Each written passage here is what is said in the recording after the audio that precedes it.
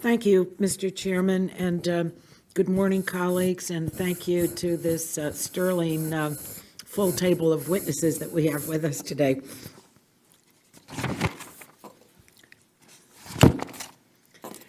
Today we're considering 8 proposals that increase access to care and reauthorize critical public health programs, and 1 proposal that does exactly the opposite.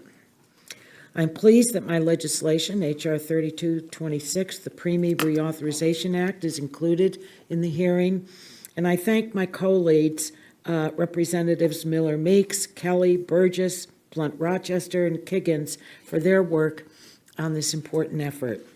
In 2005, I introduced the original Preemie Act with former chairman of our full committee, Fred Upton, which was the first and remains the only law to focus solely on the prevention of preterm births.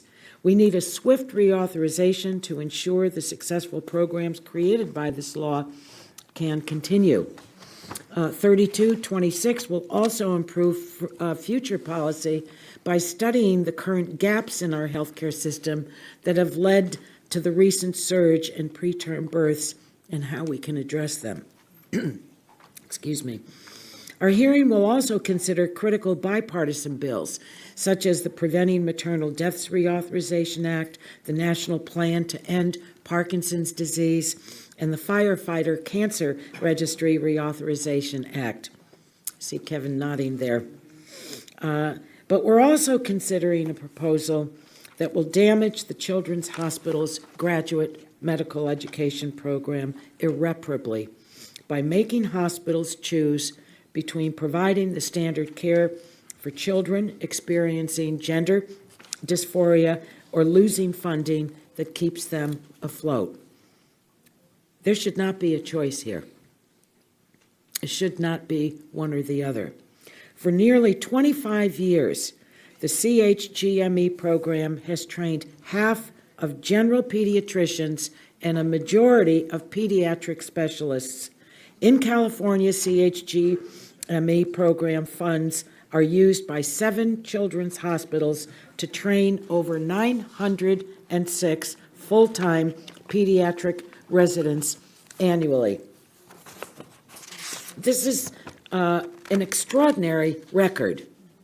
It's an extraordinary record, something that we are proud of on both sides of the aisle because it has had the full support of members of both sides of the aisle. And that's why it's difficult for me to comprehend why my Republican colleagues are subjecting the children's hospitals to a manufactured culture war that puts politics in between parents, children, and their pediatricians. This just shouldn't be here.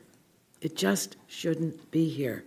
Specifically, the bill prohibits 19 specific procedures and any type of hormone therapy that could be perceived as gender-affirming for trans youth. This proposal threatens precious lives. It's not just a bunch of words on a piece of paper. As one pediatric endocrinologist said, every time politics and medicine commingle, people die. We're already seeing higher rates of maternal and infant death because of abortion restrictions that paralyze providers in an emergency. Now Republicans are attempting to ban 19 more procedures and treatments that should be a private decision between patients, their families, and their doctors. This proposal also worsens the mental health crisis that trans children are facing. This is really sad, and if I had a magic wand, I would just wish this away. But it's something that's before the committee today. I want to close on this with this quote.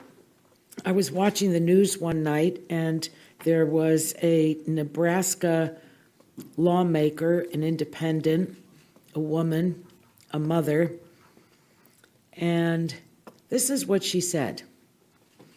I'm asking you to love your family more than you hate mine.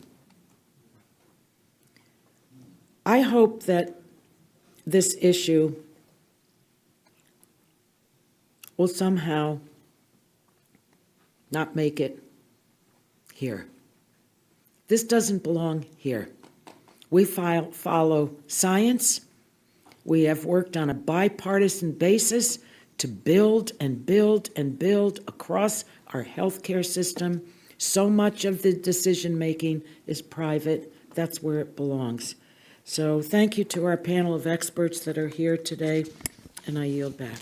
The gentlelady yields back.